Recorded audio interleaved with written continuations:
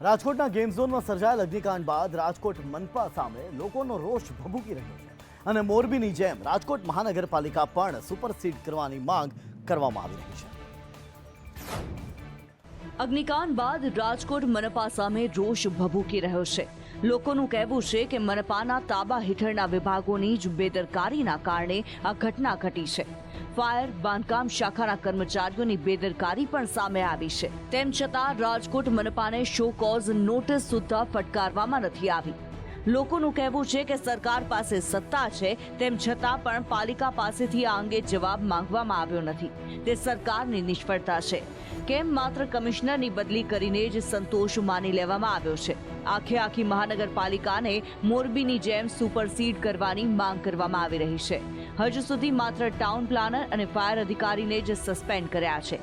Mayor સહિતના પદાધિકારીઓ સામે પણ કાર્યવાહી કેમ નહીં તેવા સવાલ કરવામાં આવ્યા છે। સપ્ટેમ્બર 23માં ગેમ ઝોનમાં આગ લાગી ચૂકી હતી, તેમ છતાં તેમાંથી કોર્પોરેશને કોઈ બોધપાઠ નથી લીધો। 27 નિર્દોષોના જીવ ગયા તો તેના માટે કોર્પોરેશન જ જવાબદાર હોવાનું લોકોનું માનવું છે। આ ઉપરાંત માત્ર અધિકારીઓ જ નહીં, પરંતુ ચૂંટાયેલા જનપ્રતિનિધિઓ અને મેયર પણ આ ઘટના માટે એટલા જ જવાબદાર હોવાનું લોકોનું માનવું છે। રાજકોટ ગેમ ઝોનની કરુણ ઘટનાએ સૌ કોઈને સ્તબ્ધ કર્યા છે। તેવામાં ભાજપના જ કાર્યકરે 10 મહિના પહેલા ફાયર સેફટીને લઈને એક રિપોર્ટ તૈયાર કર્યો હતો, જેની અવગણના આ ઘટના ઘટવા પાછળનું કારણ બની છે। ભાજપના કાર્યકર મિલિંદ શાહ કે જેમણે 10 મહિના પહેલા આ મામલે પત્ર લખ્યો હતો। જો ભાજપના કાર્યકર મિલિંદ શાહનું સાંભળ્યું હોત તો રાજકોટમાં 27 લોકોના જીવ બચી ગયા હોત। મિલિંદ શાહે રાજ્યમાં ફાયર સર્વિસને લઈને સરકારને ચેતવી હતી। 88 પાનાના રિપોર્ટમાં લખ્યું હતું કે રાજ્યની ફાયર સિસ્ટમ ફેલ છે, તેમ છતાં પણ કોઈ કાર્યવાહી ન થઈ અને આ ઘટના ઘટી।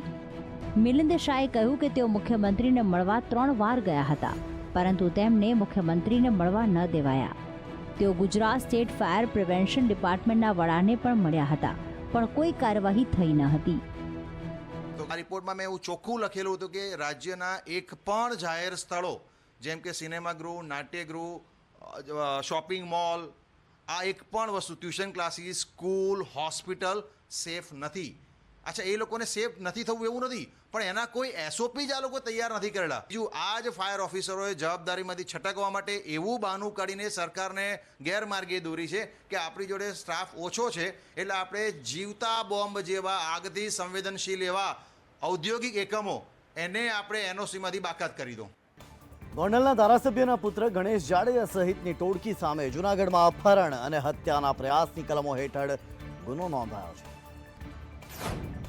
જૂનાગઢ એનએસયુઆઈ પ્રમુખનું 3 કારમાં અપહરણ કર્યા બાદ ગોંડલના ગણેશગઢ ખાતે લઈ જઈ આરોપીને ઢોર માર મરાયો હતો। ફરિયાદી સંજય સોલંકીને જાનથી મારી નાખવાનો પ્રયાસ પણ કરવામાં આવ્યો હતો। વાહન વ્યવસ્થિત ચલાવવાનું કહેતા અપહરણ કરી માર મારી સંજય સોલંકીને ભેસાણ પાસે છોડી મુકાયો હતો। પોલીસે 10 જેટલા અજાણ્યા શખ્સો સામે ફરિયાદ નોંધી છે। ભોગ બનનારે કહ્યું કે સામાન્ય વાહન ખસેડવા જેવી બાબત હતી, જેમાં માથાકૂટ થઈ, જેમાં મારા પિતાએ મધ્યસ્થી કરીને મામલો થાળે પાડ્યો, પરંતુ રાત્રે ફરી એકવાર મારા ઘર પાસે હું બાઇક પરથી જઈ રહ્યો હતો ત્યારે આ લોકો ફરીથી પોતાની કાર લઈને ધસી આવ્યા અને મારા બાઇકને ટક્કર મારી મને નીચે પછાડી દીધો। કારમાંથી 5 એક શખ્સોએ નીચે ઉતરી મને લોખંડના પાઇપ વડે મારવા લાગ્યા। તેની પાછળ પણ 2 કાર આવી, તેમાંથી પણ માણસો નીચે ઉતર્યા અને મને ઉપાડીને કારમાં બેસાડી દીધો અને કારને ગોંડલ બાજુ લઈ ગયા। ગણેશ જાડેજા સહિતના 10 લોકો સામે ગુનો નોંધવામાં આવ્યો છે। ભોગ બનનારનું જૂનાગઢમાંથી અપહરણ કરી ગોંડલ તરફ લઈ જવાયો હતો। આરોપીઓ સામે એટ્રોસિટી, હત્યાનો પ્રયાસ, અપહરણ, રાયોટિંગ સહિતની કલમો હેઠળ ગુનો નોંધવામાં આવ્યો છે। એલસીબી, એસઓજી સહિતની ટીમો બનાવી આરોપીની શોધખોળ હાથ ધરવામાં આવી છે। ભરૂચના આમદરા ગામમાં તસ્કરો એક બેંકની આખી તિજોરી ઉઠાવીને લઈ ગયા। ફિલ્મી સ્ટાઇલમાં કરેલા લૂંટમાં જો કે તમામ રેકોર્ડ સલામત છે।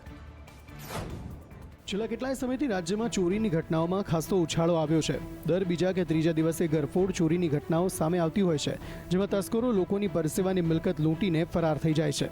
પરંતુ ભરૂચમાં એક ચોંકાવનારો ચોરીનો કિસ્સો આ તમામની વચ્ચે સામે આવ્યો, જેમાં તસ્કરોએ બેંકમાં ત્રાટકીને બેંકની તિજોરી તોડવાનો પ્રયાસ કર્યો, પરંતુ તિજોરી ન તૂટતા તસ્કરો આખી તિજોરી જ ઉઠાવી ગયા। છતાં તસ્કરોના હાથમાં જો કે કશું જ ન આવ્યું। વાત છે ભરૂચના આમદરા ગામની કે જ્યાં આવેલ એક ખાનગી બેંકમાં તસ્કરો ત્રાટક્યા હતા। તસ્કરોએ પહેલા તો બેંકમાં ઘૂસીને બેંકની તિજોરી તોડવાનો પ્રયાસ કર્યો, પરંતુ તિજોરી ન તૂટતા તસ્કરોએ રીતસરનું એક ટ્રેક્ટર મંગાવ્યું અને આખી તિજોરી જ ટ્રેક્ટર સાથે બાંધીને ઉઠાવી ગયા। જોકે તસ્કરોના એક પણ પ્રયાસો સફળ ન થયા, કારણ કે તેઓ તિજોરી ઉઠાવી તો ગયા, પરંતુ તેને ખોલી શક્યા ન હતા. તિજોરી ન ખુલતા તસ્કરોએ બેંકની તિજોરી અને ટ્રેક્ટર બાજુના ખેતરમાં મૂકીને પલાયન થવું પડ્યું હતું. સમગ્ર ઘટનાને પગલે ભરૂચ તાલુકા પોલીસે તપાસ શરૂ કરી છે અને તસ્કરો દ્વારા ઉઠાવી જવામાં આવેલ તિજોરી પણ ખેતરમાંથી કબજે કરાઈ છે. તિજોરીમાં રહેલ 19 લાખની રોકડ સલામત હોવાનું સામે આવ્યું. વડોદરામાં ફરી એકવાર સ્માર્ટ મીટરમાં અધધ બિલોનો મુદ્દો સામે આવ્યો. એક પરિવારને MGVCLએ 13 લાખ રૂપિયાનું બિલ ફટકારી દીધું. વડોદરામાં ફરી એકવાર સ્માર્ટ મીટરમાં અધધ બિલ આવ્યું છે. જેતલપુરમાં એક ડ્રાઈવરનું કામ કરતા પરિવારના ઘરને રૂપિયા 13 લાખનું બિલ આવ્યું છે. તેમાં 13 લાખનું બિલ આવતા પરિવાર ચિંતિત થયો હતો. ઇબ્રાહીમ પઠાણના ઘરમાં 2 પંખા અને 2 લાઇટ છે. લાખો રૂપિયાનું બિલ આવતા પરિવાર અસમંજસમાં પડ્યો છે. અગાઉ સુભાનપુરામાં રૂપિયા 9 લાખનું બિલ આવ્યું હતું, જેમાં આ વખતે MGVCLને રજૂઆત કરતા બિલ સુધારી દીધું હોવાનો દાવો કર્યો છે. તેમાં MGVCL દ્વારા ટેક્સ્ટ એરર બતાવવામાં આવી હતી. સ્માર્ટ વીજ મીટર લગાવવાને લઈને શરૂઆતથી જ વિરોધ થઈ રહ્યો છે. લોકોની ફરિયાદ છે કે આ મીટરમાં વપરાશથી વધુ બિલ આવે છે. વડોદરા અને સુરતમાં આ મીટર લગાવ્યા બાદ સ્થાનિકોએ તેનો સામૂહિક વિરોધ કર્યો છે. જો કે વિરોધ વચ્ચે સુરતમાં સ્માર્ટ વીજ મીટર લગાવવાનું શરૂ રાખ્યું છે. જો કે લોકોના બહોળા વિરોધ બાદ હવે DGVCL દ્વારા સ્માર્ટ વીજ મીટર સાથે એક ચેક મીટર પણ લગાવવામાં આવી રહ્યું છે. 15 થી 20 દિવસ બંને મીટરનું રીડિંગ તપાસવામાં આવશે. જૂના અને નવા મીટર વચ્ચે રહેલી ગેરસમજ દૂર કરાશે. રાજ્યમાં ગરમીથી આંશિક રાહત મળી છે. રાજ્યમાં અલગ અલગ જિલ્લાઓમાં તાપમાનનો પારો 1 થી 2 ડિગ્રી ઘટી ગયો છે. ગુજરાતમાં ગરમીથી આંશિક રાહત મળી છે. આગામી 2 દિવસ રાજ્યમાં આંધી વંટોળની આગાહી કરવામાં આવી છે. રાજ્યમાં તાપમાનનો પારો 1 થી 2 ડિગ્રી ઘટ્યો છે. ગત 24 કલાકમાં સૌથી વધુ તાપમાન સુરેન્દ્રનગરમાં 43.7 ડિગ્રી નોંધાયું છે. Ahmedabad 43.2 degree, Gandhinagar 42.7 degree, Rajkot 41.8 degree તાપમાન, અમરેલીમાં 41.4 ડિગ્રી તાપમાન, ભાવનગરમાં 41.2 ડિગ્રી, જ્યારે વલ્લભ વિદ્યાનગરમાં 40.3 અને ડીસામાં 40 ડિગ્રી તાપમાન નોંધાયું. કંડલામાં 40.1 ડિગ્રી, વડોદરામાં 39.2 ડિગ્રી તાપમાન નોંધાયું છે. રાજ્યમાં આ 2 દિવસ પવનની ગતિ 25 થી 30 કિલોમીટર પ્રતિ કલાકની રહેશે. બનાસકાંઠા, પાટણ, કચ્છમાં આંધી સાથે ભારે પવન ફૂંકાય તેવી શક્યતા છે.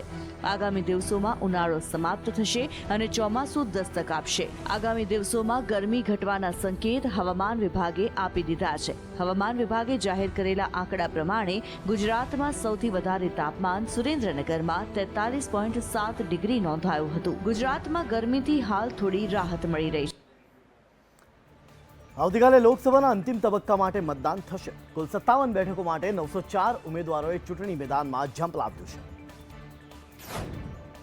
લોકસભા ચૂંટણી 2024ના 7મા અને અંતિમ તબક્કામાં શનિવારના રોજ 7 રાજ્યો અને 1 કેન્દ્ર શાસિત પ્રદેશની 57 બેઠકો પર મતદાન થશે. 2019માં આ બેઠકોમાંથી ભાજપ મહત્તમ 25, TMC 9, BJD 4, JDU અને અપના દળ S 2, JMM માત્ર 1 બેઠક જીતી શક્યું હતું.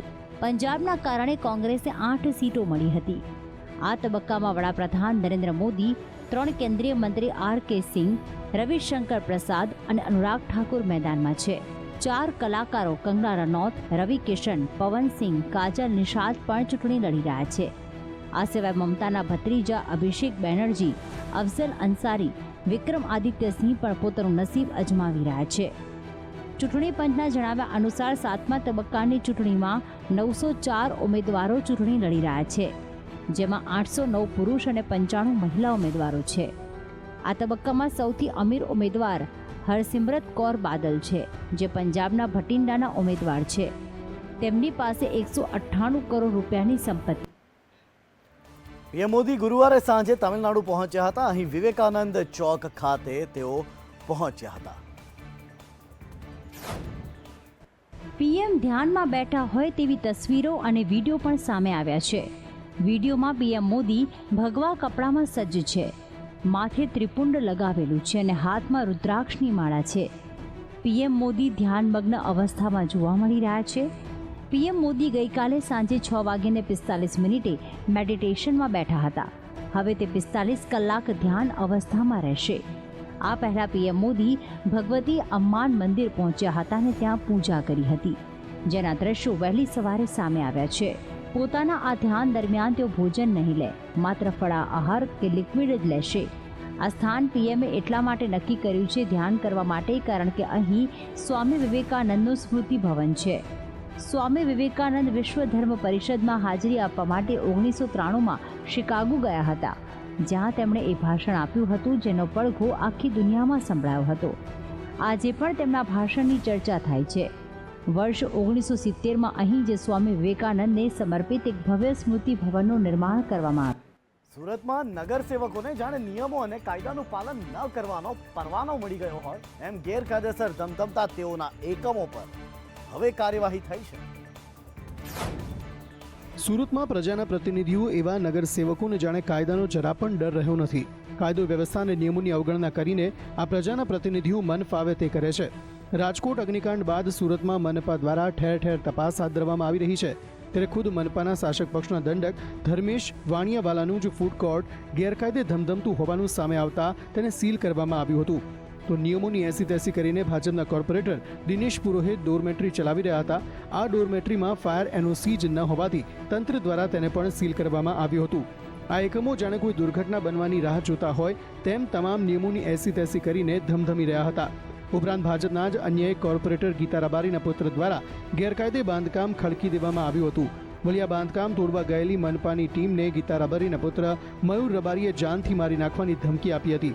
એટલે સવાલ ઉદ્ભવે કે સામાન્ય માણસને સ્પર્શતા નિયમો શું પ્રજાના પ્રતિનિધિ માટે નથી હોતા?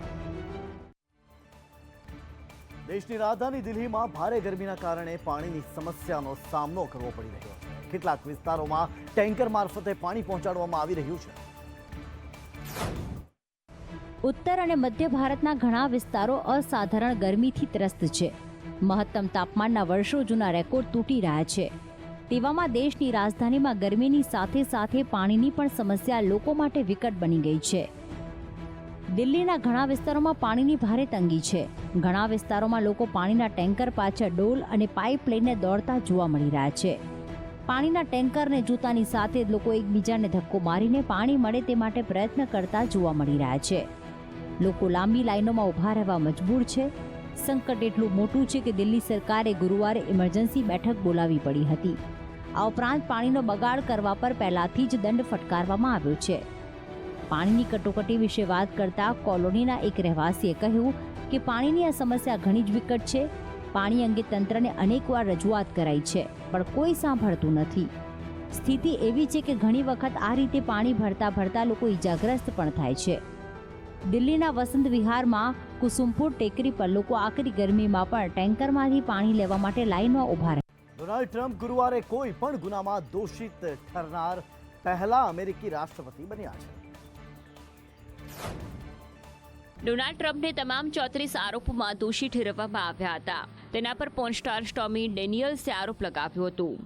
ટ્રમ્પ પર મોં બંધ રાખવા માટે આપવામાં આવેલા પૈસા છુપાવવા માટે ખોટા બિઝનેસ રેકોર્ડ્સ તૈયાર કરવાનો આરોપ હતો. આ મામલો 2016નો છે. તે પહેલા તેઓ પહેલીવાર અમેરિકાના રાષ્ટ્રપતિ તરીકે ચૂંટાયા હતા. અમેરિકાના ઇતિહાસમાં આ પહેલીવાર બન્યું છે જ્યારે કોઈ રાષ્ટ્રપતિ વિરુદ્ધ ફોજદારી કેસ દાખલ કરવામાં આવ્યો હોય. કોર્ટે 6 અઠવાડિયામાં 22 સાક્ષીઓની સુનાવણી કરી. આમાં સ્ટોર્મી ડેનિયલ્સનો પણ સમાવેશ થતો હતો. 2 દિવસ સુધી વિચાર વિમર્શ કર્યા બાદ 12 સભ્યોની જ્યુરીએ ટ્રમ્પના દોષિત ચુકાદાની જાહેરાત કરી. આ મામલે આગામી સુનાવણી હવે 11 જુલાઈના રોજ થશે. જોકે દોષિત જાહેર થયા બાદ પણ ટ્રમ્પ રાષ્ટ્રપતિની ચૂંટણી લડી શકે છે. તેમની સ્પર્ધા રાષ્ટ્રપતિ જો બિડેન સામે છે. બીજી તરફ બિડેને કહ્યું છે કે કોર્ટના નિર્ણયથી સ્પષ્ટ થઈ ગયું છે કે કોઈ પણ કાયદાથી ઉપર નથી. આ કેસમાં ટ્રમ્પને કેટલી સજા થશે તેની જાહેરાત રિપબ્લિકન પાર્ટીના સંમેલન પહેલા થશે. આ સંમેલનમાં ટ્રમ્પની પ્રમુખ પદની ચૂંટણીની ઉમેદવારીની જાહેરાત થવાની ધારણા છે.